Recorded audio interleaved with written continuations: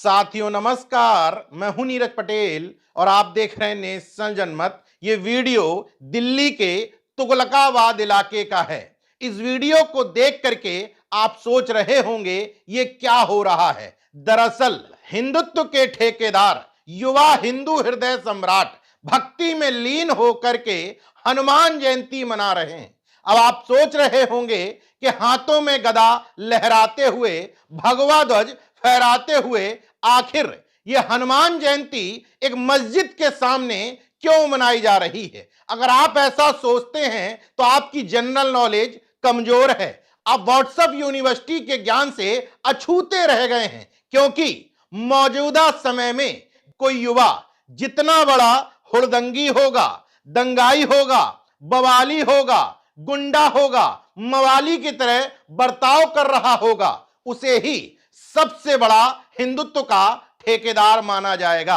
अगर मेरी बात गलत है तो इन ठेकेदारों से पूछना चाहता हूं कि आखिर कौन से वेद में, कौन से पुराण में, कौन से धर्मशास्त्र में यह लिखा है कि अपने धर्म के किसी भगवान की जयंती मनाते हुए दूसरे धर्म स्थल पर पहुंच करके इस तरीके से गुंडई का नंगनाच करो।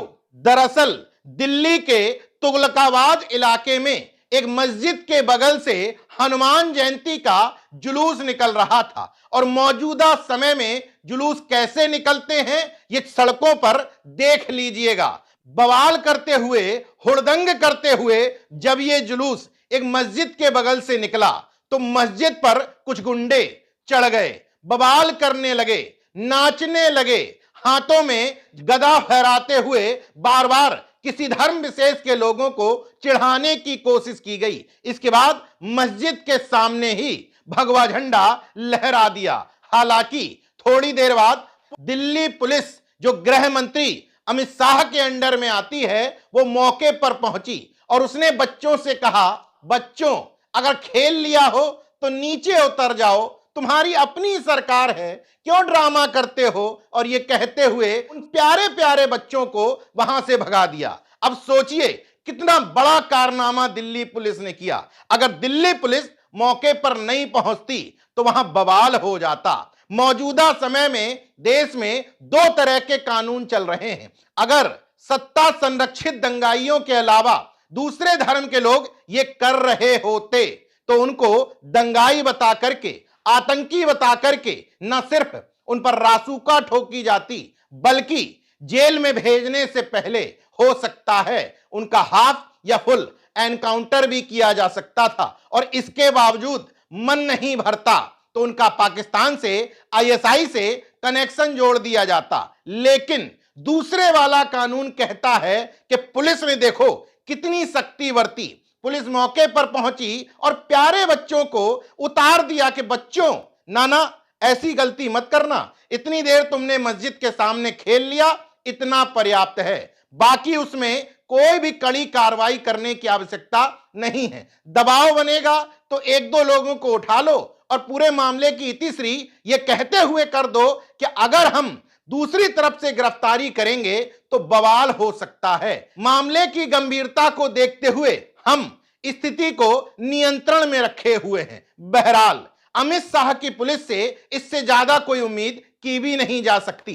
लेकिन धर्म के ठेकेदारों से मेरा एक सवाल है, आखिर राम मंदिर के लिए इतने साल लड़ाई क्यों लड़ी? मथुरा मंदिर के लिए अब क्यों लड़ने जा रहे हो? देश में हजारों लाखों मंदिर क्यों बनवाते हो जब तुम्हें झंडा मस्जिद पर ही जाकर फहराना है, जब तुम्हें डीजे मस्जिद के सामने ही बजाना है, मस्जिद पर चढ़कर नाचना है, उसी पर खड़े होकर के गदा लहरानी है, भगवा ध्वज भी वहीं फहराना है। तो बताओ जरा कि आखिर देश में मंदिरों की आवश्यकता है क्या? देश के मौजूदा हालातों के बारे में मैं क्या कहूं? देश का जिम्मेदार नागरिक होने के नाते मुझे शर्म आती है जब मेरे ही देश के मुस्लिम वर्ग से आने वाले एक बुजुर्ग कहते हैं, मैंने इतने साल इसी दिल्ली में गुजार दिए, लेकिन 79 साल में ऐसी गुंडई, ऐसी बदतमीजी पहली बार देख रहा हूं। रिलेशन है कि पानी भी मस्जिद से देते हैं इनको, इससे तो मर जाना बेहतर है ऐसे माहौल से। तो आजकल की संसलत ऐसी हो गई है कि पूछो नहीं, हम खुद परेशान हैं, क्या करें। आज तक ऐसा नहीं हुआ, अब ये 2-3 बार से छोटी छोटी हरकतें हो रही थी, अब ये बड़ी हरकत हो गई आज। अब बड़ा दुख हुआ इस चीज़ का, ये कानून कार्रवाई कोई हो नहीं रही है। जब मैं इस खबर की पड़ताल कर रहा था तो मुझे एबीपी न्यूज चैनल का एक वीडियो नजर आया जिसमें रिपोर्टर मौके पर जाकर के रिपोर्टिंग कर रही थी। उसी दौरान एक महिला नाराज होते हुए बताती है कि जिसने पुलिस में कंप्लेंट की थी उसी को मारा पीटा जा रहा है। प्रशासन के होते हुए लड़के हमारे पीट रहे हैं, ठीक है। बताइए तो क्या हुआ? कंप्लेनेंट को ही पकड़ के मार रहे हैं तो कौन करेगा complain? How can we trust Delhi police? Amit Shah की पुलिस इस तरह का बर्ताव कर रही है, कोई अचरज की बात नहीं है, लेकिन वो देश के संविधान को, देश के धर्मनिरपेक्ष स्वरूप को, देश के लोकतंत्र को चोट पहुंचा रही है। ऐसा भी नहीं है ये वीडियो मेरे हाथ लगा और मैं उत्साहित हो गया कि चलो तथाकथित हिंदुत्ववादियों की बखिया उधेड़ता हूं। ये पहला वीडियो नहीं है। आपको याद होगा उत्तर प्रदेश के बहराइच में जो दंगा भड़का था उसमें राम गोपाल मिश्र नाम का शख्स जिसको गोली मार दी गई थी, वो भी एक घर पर चढ़ करके इस्लामिक ध्वज हटा करके भगवा ध्वज फहराने की कोशिश कर रहा था।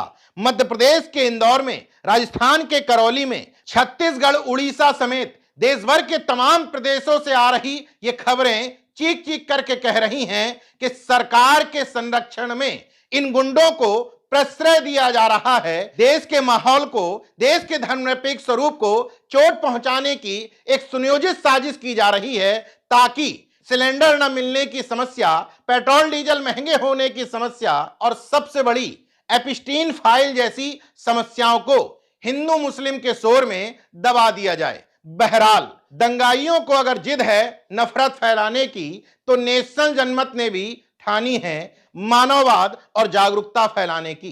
बाकी देखते रहिए नेशनल जनमत, जागरूक और सजग बने रहिए। जय विज्ञान, जय संविधान, जय लोकतंत्र। धन्यवाद।